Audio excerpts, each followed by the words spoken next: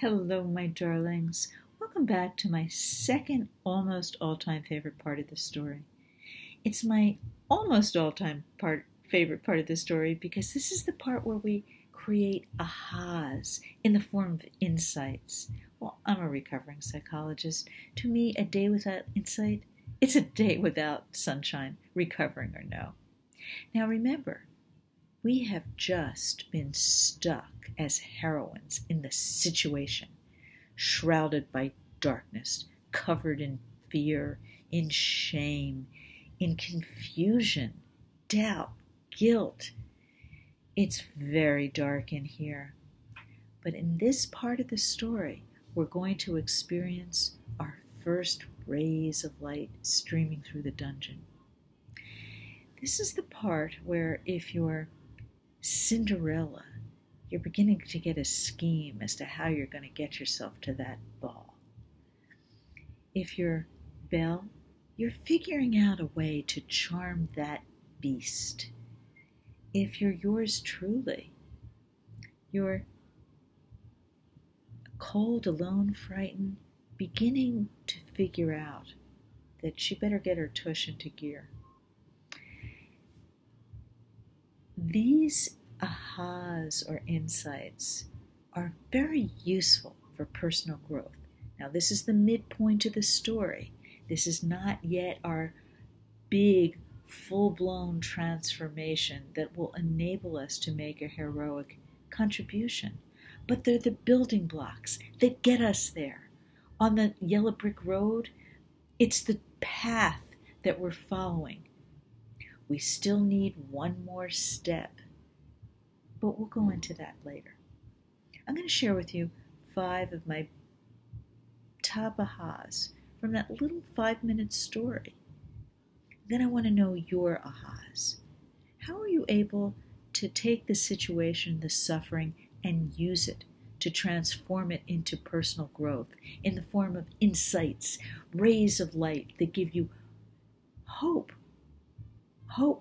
for fresh perspectives. If it's springtime, it's the green shoot on the plant, yet to burst into bloom, but we know it will at some point. My first aha was as a little 6 or 7-year-old who realized, not knowing how or if she's ever going to get home that night, something washes over me. I'm not sure if it was Grace or Popeye. I don't know, like it stands. If I'm ever going to get home that night, I better get my little tush into gear to get me there. Nobody's going to do it for me. I had to do it myself. That light beaming me to safety like a lighthouse or local deli. If I didn't walk in the direction to that light, I never could have received it. Later I realized, in instances where I remember neighborhood surrounding my mom, police force there too, me off to the side.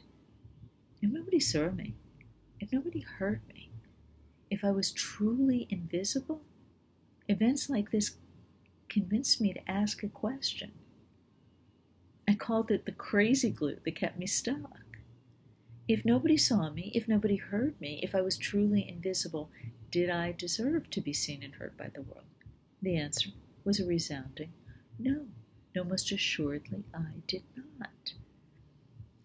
I realized the main heroine, the main character in my life wasn't going to be me. It wasn't even going to be my mother. It was going to be her mental illness that everyone would tiptoe around 24/7. There was no room on the stage for anybody but that. Decades later, probably about the time I became a psychologist, I also realized that image of my mother stretched out on the sofa, compress on forehead, neighborhood surrounding her, that would be indelibly branded on my brain forever. A potent visual reminder. My speaking up, it's always going to cost somebody something. Can you relate?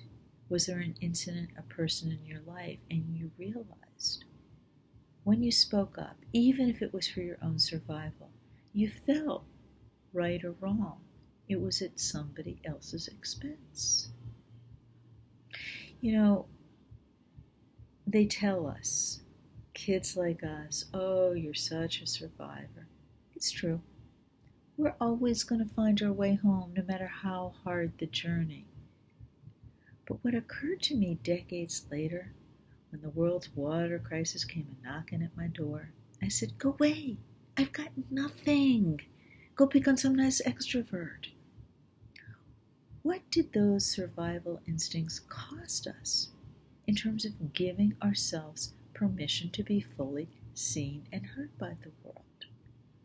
You see, back then, I knew I would speak up if my own survival was at stake. I wasn't going to sacrifice myself. That was out of the question. But there were certain topics that I better zip it. They were off limits. Besides, even if I wanted to speak up, I had no words to express the deep injustice I felt about having a mentally ill mother that would forget me any day or night. Back then, suffering had no voice. So how dare I believe? How dare I believe I could lend my voice to a source of suffering as important, as dark, as deep as the world's water crisis? I couldn't give my own suffering a voice, let alone anybody else's.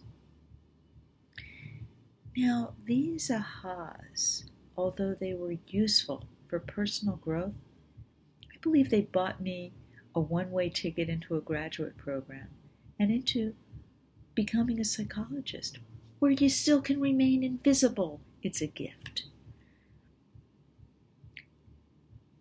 But they were useful in terms of stepping stones to finding my way. You see, these were the stuck, frozen, very young, very frightened pieces of myself that I had yet to thaw, to allow to grow. We needed one more step. We're almost there. We'll get to that step in a minute. But right now, give me your best shot at the middle. Those rays of light streaming through the dungeon in the form that bursted into ahas, into insights that gave yourselves the inkling, the first beginnings of fresh, new potentials. Ready, set, journal.